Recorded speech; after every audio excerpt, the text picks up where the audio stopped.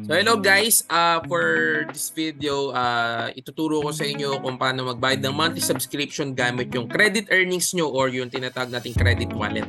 Okay? So share muna natin yung ating pinaka homepage or back office. So dito guys, makikita nyo yun kung kailan yung expiration ng subscription yung monthly. Punta lang kayo dito sa may left side, which is dito sa may membership. So kung makikita nyo sa akin, I'm paid for month of September and October. So, next payment ko is November na. So, kailan? November 10.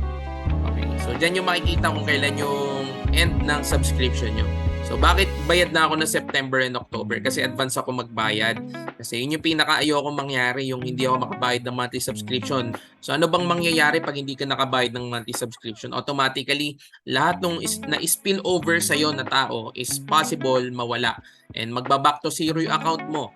Sayang, kung meron ka ng at least 50, 100, 200 members na na-spill over sa'yo, mawawala siya lahat pag hindi tayo nakapagbayad ng monthly subscription. Kaya ako, ina-advance ko na para sure and guaranteed ako na hindi magbaback to zero yung aking Matrix 3. Okay? Ngayon, punta tayo ngayon. Paano ba siya bayaran? Punta ka lang dito sa My Earnings sa pinakababa. Ito yan sa left side. Click mo lang yung My Earnings. Okay, pag nandito ka na, click mo lang credit wallet kasi dito po napupunta lahat ng weekly earnings natin. Okay, sa ating credit wallet. Okay, and then makikita nyo dito meron pa ako natitirang $30 na pwede kong gamitin for my monthly subscription or kagandahan nito, pwede mo rin siyang gamitin pambayad sa subscription ng affiliate mo kung wala naman siyang credit wallet.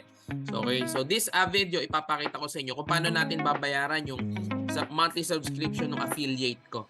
Okay, so dito pakita ko sa inyo, username niya, input ko lang.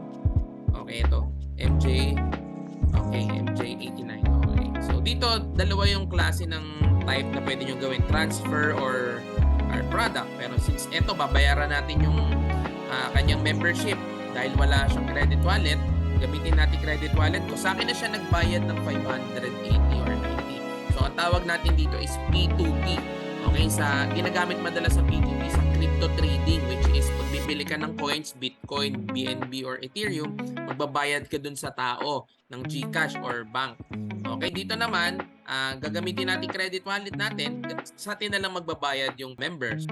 Okay, pag nag-continue, eto, makikita na natin mga available na babayaran or mga products, pero since ang babayaran lang natin, membership, nasa may pinakababa siya.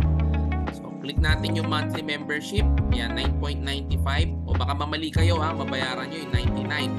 Okay, again, pag per month lang, ito 9.95. Kung gusto mo magbayad ng yearly guys, pwede rin naman. Actually, pag yearly, mas makakatipid pa po kayo dito ng 20%. Okay, continue lang natin and then, yan, makikita nyo dito. Yan, ito yung full name niya, 9.95. Check nyo lang kung tama information before kayo mag-proceed and then issue credit. Yan, okay. Yan, nakita nyo yung $30 ko, 20 na lang. So in short, paid na yung ating affiliate. Okay, ganun lang siya kasimple. Ngayon, kung account mo naman, ganun lang din. So may membership, tapos lalabas naman dito yon, you need to pay. Pwede mo nang bayaran agad dito gamit yung credit wallet na kinita mo through your weekly earnings. Okay, yun lang guys. Maraming salamat. Hopefully nakatulong tong video natin.